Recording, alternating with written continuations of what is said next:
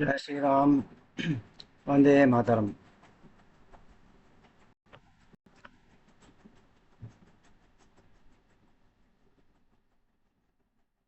Today we shall try to learn, or we shall try to know what the great legendary actor Mr. Amitabh Bachchan has said about Bharatiya Indian culture. Amitabh Bachchan గతంలో ఈ ఆయన ఏమన్నాడంటే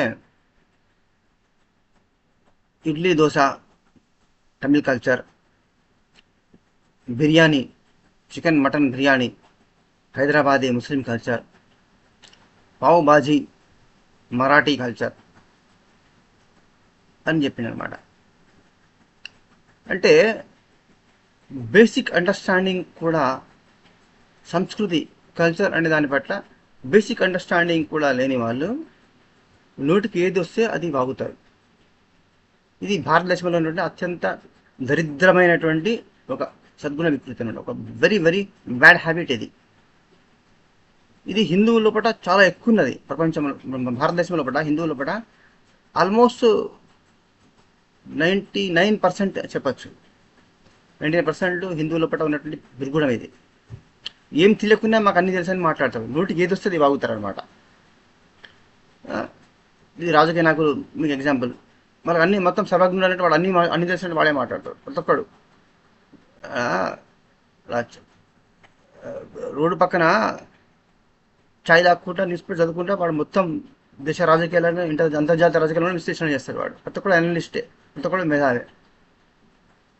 ఇంత దరిద్రంగా ఉంటుందన్నమాట. అంటే basic understanding కూడా లేకుండా ఇది మాట్లాడు. ఇడ్లీ దోశ తినడం తమిళ కల్చర్, బిర్యానీ తినడం హైదరాబాద్ ముస్లిం culture, pav bhaji panipuri Marathi culture. Culture అంటే తినుడా? తినే పదార్థాలను బట్టి కల్చర్ అంటారా? సంస్కృతికి అర్థం ఇదేనా? అసలు అర్థం తెలుసా? ఫస్ట్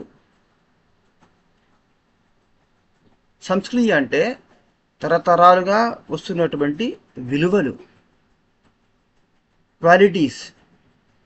నీ మానసికమైనటువంటి ఆలోచనలు ఏమున్నాయి, మీ జాతి లోపల ఏ ఆదర్శాలతో కలిగి ఉన్నది మీ జాతి, ఈ ఆదర్శాల కోసం మీ జాతి పనిచేస్తున్నది, మీ దేశం పనిచేస్తున్నది, ఏ ఏ ఆదర్శాలు ఈ ఆశయాలు మీ దేశానికి లక్ష్యాలు ఎయిమ్స్గా ఉన్నాయి, ఈ ప్రజలకు ఏ లక్ష్యం కోసం ఈ ప్రజలు జీవిస్తున్నారు, ఈ ప్రజలందరినీ ఏది కలిపి ఉంచుతున్నది, ఈ ప్రజలను లోపల ఏం డిఫరెన్సెస్ ఉన్నాయి, ఏ విలువల ఆధారంగా మీ దేశం ఒక దేశంగా మనగలుగుతున్నది, ఎగ్జిస్ట్ అవుతున్నది, సర్వైవ్ అవుతున్నది, మీ తరతరాలుగా మీకు ఉన్నటువంటి కళలు ఏమిటి, మీకున్న విజ్ఞానం ఏంటిది, మీకున్నటువంటి సబ్జెక్ట్స్ ఏంటి, మీకు ఏ సబ్జెక్ట్స్ లోపల ఏ కళల లోపల మీరు పరిశోధన చేశారు, రాణించారు, ప్రపంచానికి మీరు ఏ కళలు ఆర్ట్స్ అందించారు, ఏం ఫైన్ ఆర్ట్స్ అందించారు, సంగీతము, సాహిత్యము, శిల్పకళ, చిత్రకళ, ఏం సబ్జెక్ట్స్ అందించారు, ఏం విజ్ఞానం అందించారు, ఈ ప్రపంచానికి ఈ మానవజాతికి మీరు ఏం గొప్ప కాంట్రిబ్యూషన్ చేశారు, ఇవన్నీ కలిపితే దానిని సంస్కృతి అంటారు. అయితే మినిమం బేసిక్ అండర్స్టాండింగ్ కూడా లేకుండా నోటికి వచ్చినట్టు వాగితే డబ్బున్న ప్రతి ఒక్క విధవ ఏం మాట్లాడినా కూడా అది వాడు మేధావి అనబడతాడు. డబ్బు లేనివాడు ఏది మాట్లాడినా కూడా అది కూడా డబ్బు లేనివాడు మాట్లాడితే వాడిని, కాకపోతే వాడి మీడియాలో ప్రచారం రాదు డబ్బు లేనివాడు కాబట్టి. రోడ్ మీద బస్ స్టాప్లో, రైల్వే స్టేషన్లో, టీ షాప్లో కూడా వాగుడు కూడా వీడు వాడిని పక్కని మీద కన్నా నేను మీద అనుకున్నాడు, వాడు దీనికన్నా నేను మీద అని వీడు అనుకుంటాను అనమాట. ఈ పర్సనల్ ఈగో, పర్సనల్ జెలసీ మొత్తం అంతే నాకే తెలుసు అనే అహంకారము హిందూ జాతిని ఏకం కానిస్తలేవు. ఇది అత్యంత పెద్ద సద్గుణ వికృతిది. సావర్కర్ గారు కొన్ని ఎగ్జాంపుల్స్ ఇచ్చారు. మరి మొత్తం దేశంలో ఉన్న సద్గుణ మొత్తం బుక్ రాసి లిస్టు ఇవ్వలే మనకు. ఏమన్నాడంటే మీ జీవితాలను, మీ పర్సనల్ లైఫ్స్ మీరే పరిశీలించుకోండి, మీ కుటుంబ సభ్యులను, మీ బంధువులను, మిత్రులను, మీ సమాజాన్ని, మీ దేశాన్ని పరిశీలించుకోండి. మీ జాతి లోపల ఏమేమి దుర్గుణాలు, సద్గుణ వికృతులు ఉన్నాయో, దుర్మార్గాలు ఉన్నాయో, పిచ్చి మూర్ఖత్వాలు ఉన్నాయో, అజ్ఞానం ఉన్నదో ఇవన్నీ మీరు తెలుసుకొని పరిశీలించుకొని వాటిని తొలగించుకోండి. అప్పుడే ఈ భారతదేశము, ఈ సనాతన ధర్మము, సంస్కృతి నిలబడతాయి, ముందు సర్వైవ్ కాగలుగుతాయి, బ్రతికుండగలుగుతుంది. లేకపోతే కాలగర్భంలో కలిసిపోతుంది. హెచ్చరించింది మనను. కాంగ్రెస్ నమ్మి కాంగ్రెస్ వెనుక గుర్రలాగా పోయేటుంటే ఈ జాతి నశించిపోతుంది. స్వతంత్రం రాకముందుకే నశించిపోతుంది. ఒక స్వతంత్రం వచ్చినా కూడా తర్వాత వాళ్ళు మిమ్మల్ని చంపేస్తారు. కేవలం ఈ దేశము ఇస్లామిక్ కంట్రీగా, తర్వాత వాళ్ళు ఒక చిన్న ముక్కగా, క్రిస్టియన్ కంట్రీ ఒక ముక్కగా మిగిలిపోతుంది. మిగతా భారతదేశంలో పుట్టేటువంటి సిక్కు, బౌద్ధ, జైన మొత్తం హిందూ జాతి మొత్తం నశించిపోతుందని హెచ్చరించిండు మనను. మన సదయం చదవాలి.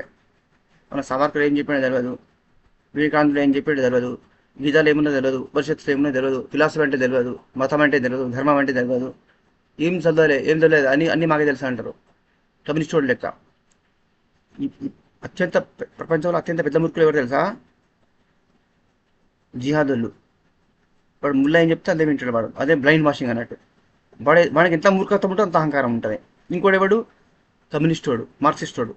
వాడిని మార్క్సిజం మొత్తం ప్రపంచం అంతా ఫెయిల్ అయింది. అయినా కూడా మొత్తం మాకే తెలిసి ప్రపంచం మొత్తాన్ని వాడే విశ్లేషిస్తూ అంటాడు వాడు. వాళ్ళది ఒక ఎగ్జాంపుల్ చెప్తా. ఆర్థిక సంబంధాల మీదనే ప్రపంచాన్ని వర్గీకరణ చేసిండు Marx. 2 haves and have nots, rich versus poor, దోచుకునేవాడు దోచుకోబడుతున్నవాడు అని 2 వర్గాలుగా ప్రపంచాన్ని వర్గీకరణ చేసిండు. ఈ ఎకనామిక్ డివిజన్ 2 క్లాసెస్ ఉన్నాయి, ఉన్నోడు లేనివాడు, దోచుకుంటున్నవాడు దోచుకోబడుతున్నవాడు అని 2 క్లాసెస్గా డివైడ్ చేసిన కార్ల్ మార్క్స్.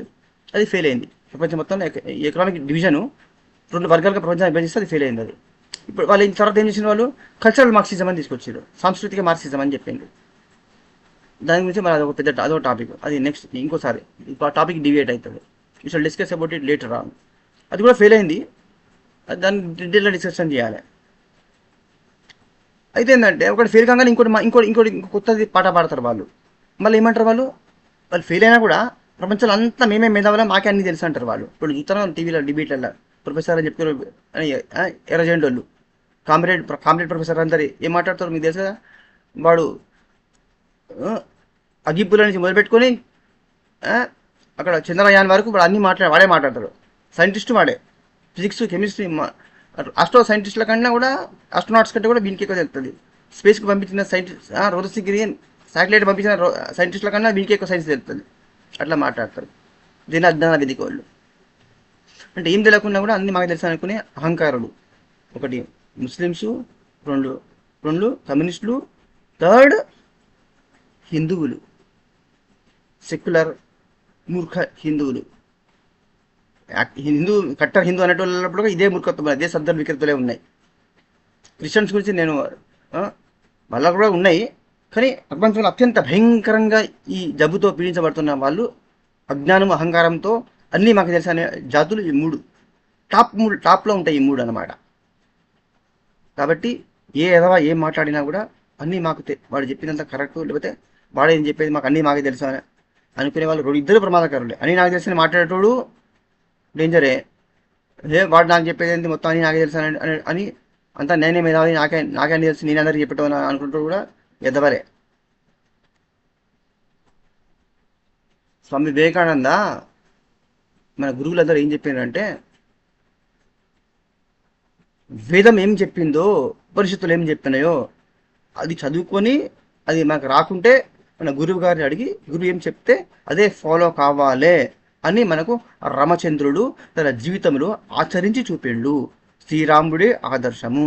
శ్రీరాముని కంటే నాకు ఎక్కువ తెలుసు, శ్రీరాముని జీవితం నుంచి తెలుసుకునేది ఏం లేదు, నేను గుండె డిసిషన్ తీసుకున్నా అనే ప్రతి ఒక్కడు కూడా వాడు సనాతన ధర్మాన్ని ఫాలో అవుతున్నవాడు కాదు.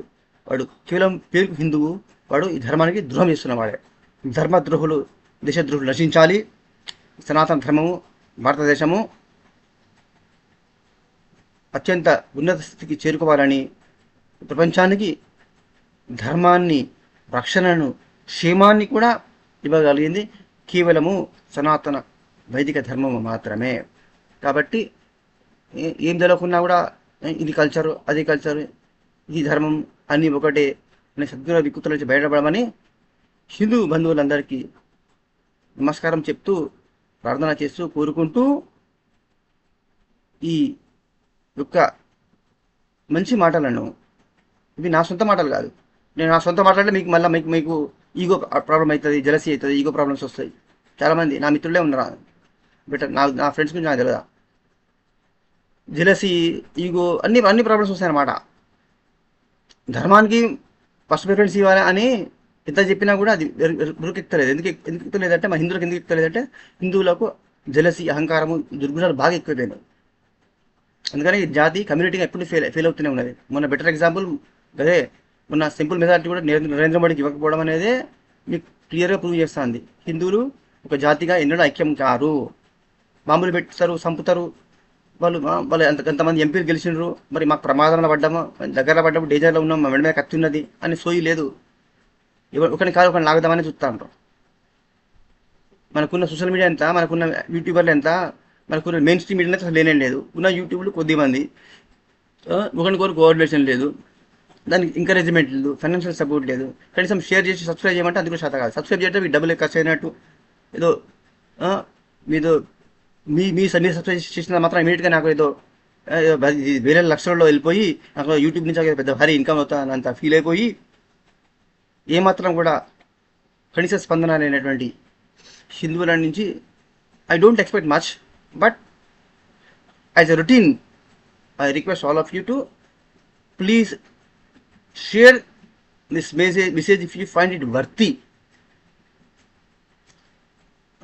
If at all you find it worthy, please share and subscribe so that I could continue to do some good work for the benefit of society, particularly Sanatana Dharma.